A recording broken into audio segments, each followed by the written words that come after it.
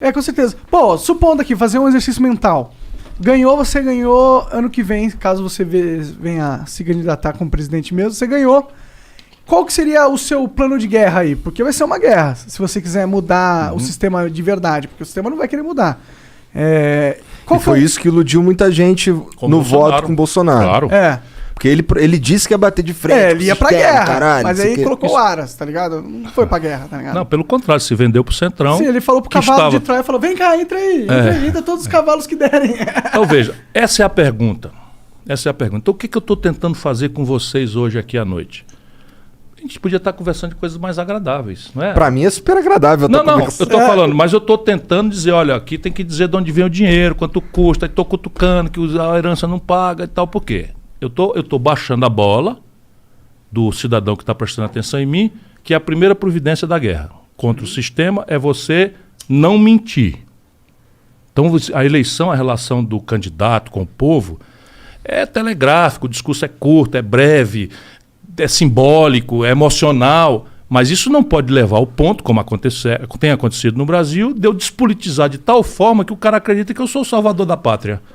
Sabe qual é o resultado? Eu sou um mentiroso e no dia seguinte ele vai tirar o apoio de mim no primeiro dia. O sistema vem para comer meu fígado e as pessoas que me deram poder vão estar se sentindo traídas porque eu menti. Tá aí o Bolsonaro. Exatamente. Só não caiu ainda porque comprou o Centrão e está garantindo a custa de bilhões de reais, saiu hoje na Folha, 20 bilhões de reais de orçamento paralelo, clandestino, que é simplesmente 2/3 de tudo que está sendo gasto no Brasil.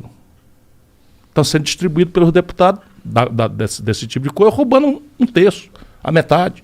Tratoraço, quer comprar trator por aí afora, quando a grande questão é socorro emergencial, vacina, sabe? Crédito para microempresas sobreviver à pandemia. 20 bilhões estão sendo gastos comprando trator superfaturado para distribuir para prefeito no interior e tal.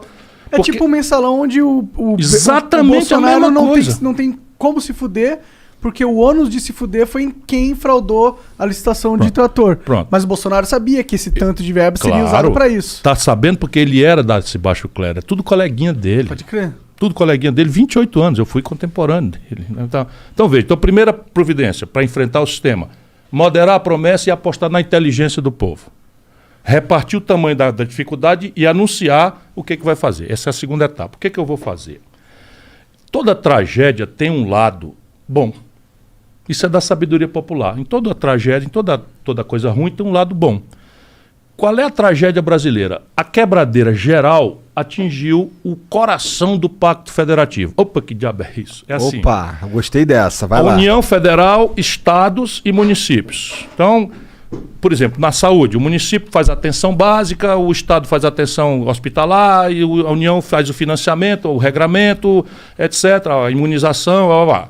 Então, esse Pacto Federativo brasileiro está um caos. Tem 23 estados brasileiros dos 27 quebrados. Quebrado significa aí a saúde que não está funcionando, a educação que não está... Está aqui em São Paulo, greve de 120 dias de professor, o Ceará paga um salário maior do que o professor de São Paulo.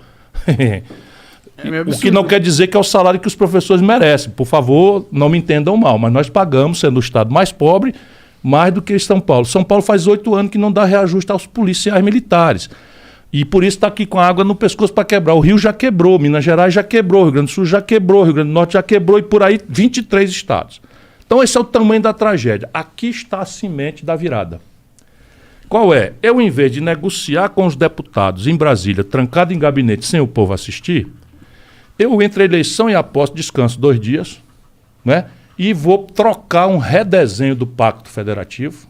Vou restaurar, na prática, concretamente, vou restaurar a condição dos municípios e dos estados poderem investir e qualificar, que estão estrangulados por conta de uma coisa que eles não sabiam como manejar, dívida. Aí eu já calculei, de novo, vamos lá. Chato pra cacete, mas você está me perguntando como. Porra, não tem nada de chato nisso, detalhe, cara. E é detalhe. E eu vou insultar os candidatos que vão para não vai nenhum passar na lambança. E eu vou, e aí, como é que vai fazer? Aqui eu vou propor isso aqui, ó. Vou aumentar o tributo sobre heranças para 29%. A alíquota do imposto de renda para os grandes vai ser 35%. Eu vou arrecadar 70 bilhões cortando 20% das renúncias fiscais que vocês entregaram aí de gente que não devolve nada para o Estado, nem para a população, nem nada, e 300, você acertou, 10 Bolsa Família. Eu vou cortar 30%, ou 25%, ou 20%, vamos lá. Por que não cortar tudo disso? Tirar? Porque muitas vezes é um incentivo para gerar um emprego. Quando tem correspondência, por exemplo. Eu sei muito disso porque o Ceará tem, por exemplo, é sede da Grendene. A Grendene é uma empresa de calçados que transformou o Ceará no principal exportador de calçados do Brasil. O Ceará não é sede da matéria-prima, que os calçados da Grendene, por regra, são petroquímica. O Ceará não tem uma gota. E não é sede do mercado consumidor. Então é produzido lá, mas vendido fora. E a matéria-prima vem de fora. Como é que ele vai lá para o Sobral, minha cidade? Eles empregam 30 mil conterrâneos meus. Porra, gente pra caralho. Muita gente. Então como é que eles foram fazer o que lá? Eu tenho que compensar que lá não é a matéria-prima e tenho que compensar que lá não é a sede, porque eles vão gastar mais com frete para trazer a matéria-prima, com frete para levar a matéria.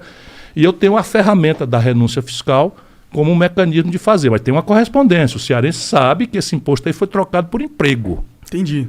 Percebe? Aí você, qual é a cidade que tem o melhor IDEB do Brasil, melhor educação pública do Brasil? Vai no Google, Sobral. Por quê? Porque a grana da Grendene, do Estado, eu dispensei, mas a do município eu não dispensei. Aí Sobral tem dinheiro para fazer uma escola pública modelo. Entendi. E ganha prêmios internacionais e tal. Que isso eu escuto várias vezes de outras pessoas. Pode perguntar independente. Que nem gostam muito de tu e eles... Não sou eu, sou eu. São os professores, são os estudantes, são sabe, eu apenas tenho orgulho de ter preparado esse ambiente político, de ter influído no desenho do projeto. E eu sou o cara que vai na frente, eu sou o brigão, eu tenho uma aresta para todo lado, sabe? Eu chamo o Michel Temer de ladrão, ele me processa, eu chamo o Eunício Oliveira de ladrão, ele me processa, eu chamo o Eduardo Cunha de ladrão, ele me processa. Eu não estou defendendo nada para mim. É só perguntar, mas, bom, por que eu chamei o Eduardo Cunha de ladrão? O que é que eu tenho com isso? O Eduardo Cunha é deputado do Rio de Janeiro. Chamei porque ele é ladrão, ele está roubando dinheiro do povo. E assim, é o meu jeito de ser. E eu, para fazer isso, eu não tenho rabo de palha. 40 anos, nunca fui processado, nunca respondi por nada, nem o mal feito, nem para ser absolvido. Nada mais é do que a minha obrigação. Mas voltando, então, eu pego o Pacto Federativo, chamo os governadores, não interessa se são do meu partido ou não. Essa é a chave. E eu vou dizer para eles, eu vou restaurar a condição do Rio Grande do Sul de voltar a investir. Vou restaurar a condição de São Paulo. Como? 600 bilhões é a dívida de vocês, tudinho comigo, governo federal. 80% disso é São Paulo, Rio, Minas e Rio Grande do Sul. 4 estados. 8 vezes 6, 14. Então, assim, 400, não, como é? 6 vezes 8, 48. 480 dos 600 bilhões são 4 estados, que tem já uma boa parte da maioria do Congresso brasileiro. Os outros são só 200, que tem mais da metade do Congresso. Então, eu vou chamar os outros para começar, que são os mais pobres, os menores, os pequenos. Vou dizer, vamos lá, vamos mudar o Brasil? Vamos, está aqui, eu reestruturo a dívida, não vou dispensar, vou reestruturar a dívida. Vocês iam pagar para mim R$1 bilhão esse ano, vamos pagar só 100 milhões. Os 900 milhões vocês vão investir dentro de um projeto que nós vamos discutir a prioridade. A prioridade para mim é educação. Mas eu topo se você quiser fazer saúde. Mas eu não topo se você quiser fazer fonte luminosa. Aí eu não topo. É uma coisa de planejamento partilhado. Eu não vou impor, mas vou dar uma linha de prioridade para ter coerência. Saneamento básico, topo. Moradia popular, topo também. Por quê? Porque eu resolvo quatro assuntos de uma só cajadada. O emprego. E resolvo o problema de saúde, né? Do saneamento básico na porta do cidadão, do aluguel, do papel da casa, das periferias todas. Ninguém tem o papel da casa, não pode ser cidadão, não pode tomar um empréstimo, não pode dar garantia. Tudo isso coisa que eu já fiz. Funciona, né? Funciona para valer, né? Eu digo, eu quero ter uma chance porque eu sou treinado. Eu estou me apresentando, por favor, não pense que é autoelogio, não, mas né, o cara tem que se exibir um pouquinho. Mas esses 900 milhões aí... Aí pronto, aí vira o quê? Vira uma dívida do Estado com outro prazo. Ele vai continuar devendo, só que com outro prazo. E esse milhão agora, em vez de ir para a União Federal, vai ficar com ele. E não vai fazer uma falta imediata para a União? Vai. Aí eu tenho que dizer como é que eu vou resolver o problema da falta para a União. Aí o que eu vou fazer? Pego 300 bilhões, 340 bilhões, 330 bilhões de renúncia fiscal, corto 25%. Aí eu pego o tributo sobre heranças, que é de 4%, eu vou fazer uma escala, eu pego o ITR, vou falar baixinho aqui para eles não ficarem muito zangados comigo. Sabe o que é o ITR? Não. Imposto Territorial Rural, que é o IPTU do campo. Tá. Pois bem, o Brasilzão, fazenda brasileira, a grande fazenda do mundo do agronegócio, que lucra loucamente, recolhe de imposto territorial rural menos do que a cidade de São Paulo recorre de IPTU. Porra. É assim. Então esses caras não vão dizer, olha, o cara agora vai querer cobrar imposto, cara. Eu estava descendo hoje de Campos do Jordão, ali pertinho de Pindamonhangaba, onde eu nasci, Taubaté e tal, não sei o que e tal, o gado ali. Onde é que já se viu criação extensiva de gado dentro da cidade? Sabe, dentro da cidade é para você ter uma estrutura de produção de coisa de valor agregado alto que se distribui ali, que é verdura, é cenoura, é beterraba, percebe? Só é assim porque... E é o que eu pretendo fazer? Não vai ser o governo federal, vai ser para os municípios. Então vai ser, a ITR vai mudar. E agora quem faz a planta de valores de São Paulo, da cidade de São Paulo, ou de Pindamonhangaba, ou de Taubaté, vai fazer a planta de valores da base rural. Simples assim. Hoje é algo federal. Federal, que não faz nada. Isso depois de 30 anos de governo de esquerda. Isso é um negócio de doido. A mentira da goela, a mistificação, a empulhação no Brasil é um ponto político. Então vamos lá. Depois você tem a tributação sobre o imposto de renda das pessoas jurídicas e físicas no lucros e dividendos. Isso é o seguinte, se a empresa faturar e reinvestir, isso é muito bom para a comunidade. É. Sim. Muito bom para a comunidade, então não tem que ter imposto. Mas se o dono, pessoa física, tira da empresa esse lucro e dividendo, é ou não é razoável que ele pague imposto de renda? É razoável e o mundo outros países... inteiro. Não, o mundo inteiro, para não dizer o mundo inteiro, só o Brasil e a Estônia não cobram. A Estônia é um pequeno país do leste da Europa. E de tanto eu falar aqui, está repercutindo lá. E o debate abriu no Congresso da Estônia para resolver. Sério? Sério. Só que eu já cobrei esse imposto aqui, Monark. Eu já cobrei. Eu era ministro da Fazenda do Itamar, eu cobrei. Aí, de repente, a dita esquerda de Goela revogou e nunca mais. E eu outro dia estava num coisa com o presidente de um grande banco, fica quase devassada a privacidade do cara, porque só são três. Eu estava conversando com ele, desculpa, eu não sou inimigo de ninguém, pelo contrário, vai ver o que eu fiz de estimular empresas no Ceará. Eu chamo o Ceará porque é um lugar onde as pessoas podem conferir, esse cara é tão bom assim, é um mentiroso, é mais um picareta, é mais um demagogo. Eu acho que todo mundo devia ser desconfiado da população, do político. E procurar. Hoje tem o Google, cara. Hoje é bem mais fácil. Na minha época não tinha Google, você imagina. Hoje tem o Google. O cara disse que a escola do Ceará agora tem cota para rico. Sabia? Cota para rico? Cota para rico. Então, como é que é? Uma cota ao contrário? É, uma cota ao contrário. Por quê? Porque nós começamos a escola de tempo integral, profissionalizante, com aquele estágio remunerado, profissões altissimamente modernas e tal.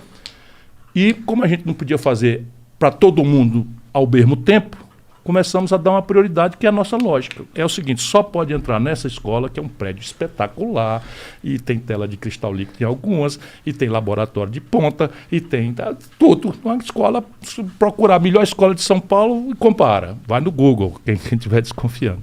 Né? No sertão do Ceará, então nos lugares mais pobres, nós metemos lá e com a condição, só pode entrar nela quem vem da escola pública, que era uma forma de dar prioridade ao pobre. Ah, legal. Aí o Ministério Público foi dizer, isso está errado, é inconstitucional. A escola pública tem que ser de acesso a todos. Aí nós ficamos ali e tal, tá bom. Mas vamos dar prioridade para os pobres? Vamos. Então vamos fazer um termo de ajuste de conduta, que é um TAC, feito com o Ministério Público, que deu uma cota para rico. Quanto que é a cota de rico? 20%. Entendi. Ah, legal. Porra, eu acho isso incrível, porque se a gente for falar do ensino superior no Brasil... É um desastre, dá vontade de chorar. A maioria dos caras que estudam nas melhores universidades públicas são os ricos, né? E a maioria dos que estão inadimplentes com fiéis são os pobres. É uma contradição terrível. Depois de 6 governos ditos de esquerda no Brasil. Não é que esquerda seja ruim, não. Eu sou uma pessoa de formação de centro-esquerda. O que eu estou dizendo é que aquilo que se apresenta de esquerda no Brasil é mentira. O lulopetismo não tem nada na prática de esquerda. Vamos pegar assim, saúde. Qual é a grande questão popular na saúde? É a atenção básica, onde resolve 80% dos problemas. A prevenção. Então, diabetes, hipertensão. Se você fizer a prevenção no posto de saúde, agora chama unidade básica de saúde, né, você não vai ter o pé diabético lá na frente. Eu também fui secretário de saúde. Para treinar, né? Então, treinar mesmo. Tal. Então, repare. Então, na atenção básica, como é que está funcionando? Primeiro, falta médico. Grande problema. Por quê? Porque a formação médica no Brasil foi terceirizada. E ao invés de eu formar médicos da forma que eu preciso para a população, eu formo médicos assim como as organizações da medicina acham que deve fazer, que elas monopolizam de forma privada as residências. Então eu não tenho mais médico clínico geral, eu não tenho mais sanitarista, médico de saúde pública, de família, eu não tenho. É porque esses também são os médicos que ganham menos, né? Muito menos. Então, mas aí, solução petista. Vamos mudar a formação. Traz de Cuba. Traz de Cuba. Espera aí um pouquinho. Aí os médicos entram em pé de guerra. Com razão, em parte. Embora passaram da conta. Né? Passaram da conta. Mas é o seguinte, o que é que tem que fazer? Você tem que fazer a formação. Eu consegui uma escola de medicina para Sobral. Pública, gratuita, cuja formação o currículo foi desenhado pela comunidade médica de Sobral e qualifica médicos para a saúde da família. Mas para o Brasil eu estou propondo uma carreira. Não tem o promotor? Ora, o promotor não gosta de estar em Tremembé, não sei o que e tal, porque ele quer estar na capital, quer estar em Campinas, quer estar... Então tá bom. Ele jovem vai começar lá na pequena comarca, mas já sabe que é uma carreira em que ele vai progredir, não é? Por mérito, por tempo. Então, temos que fazer uma carreira médica. Essa é a minha proposta, mas meter na formação. Hoje o Brasil tem precaríssima oferta de anestesista. Tem mesmo. E o ato cirúrgico morre. Então não tem mais um concurso para anestesia no Brasil. Você abre um concurso para médico anestesista, eles não comparecem. Por quê? Porque o ato cirúrgico precisa vitalmente deles e com razão, não estou condenando não. Quem tem que organizar isso é o Estado. Né? O que é que eles fazem? Criaram cooperativas e cobram por procedimento. É isso. É isso. Só que o procedimento que um anestesista cobra, às vezes, equivale ao salário do cirurgião. Já paguei bastante grana de anestesia. Sim, mas eles estão errados? Não, quem está errado é quem organiza a paróquia. Percebe? É porque não tem um projeto. Vamos lá. Enfrentamento das drogas. Qual é a política? O mundo inteiro está perplexo.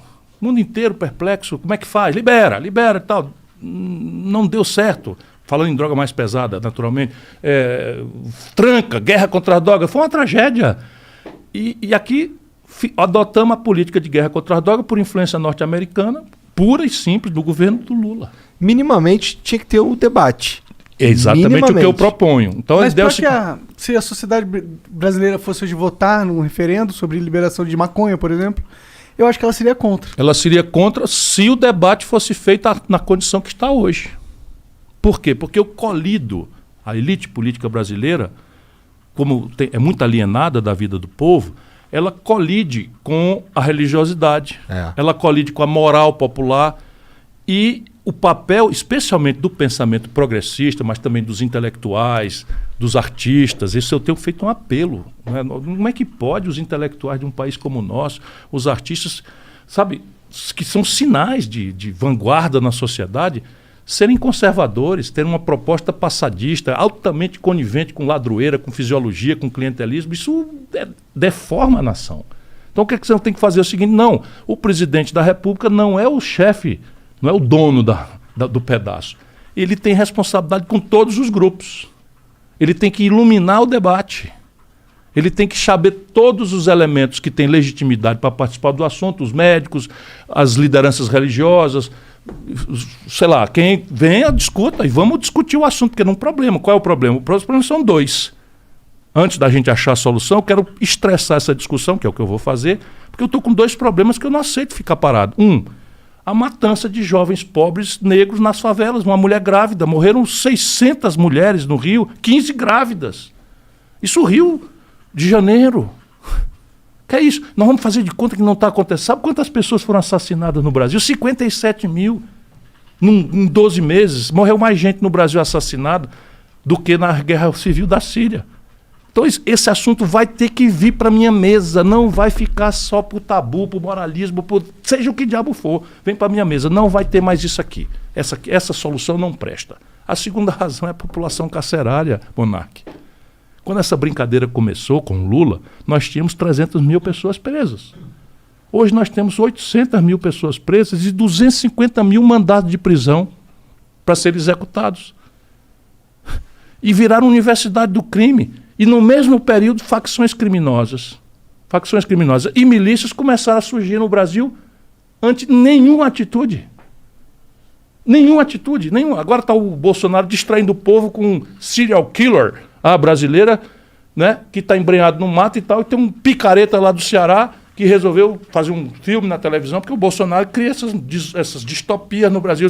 Estou saindo para Goiás. Como é que a gente chama um bastardo com A cara dela. Pois bem, é porque eu não engulo essas coisas. E eu vi um filme, veja aí você que está nos acompanhando, um filme de uma deputada de Goiás que pegou um helicóptero e um fuzil que vai caçar o cara também. A gente tá com vários super-heróis aí agora, né? Mas onde é que nós vamos parar?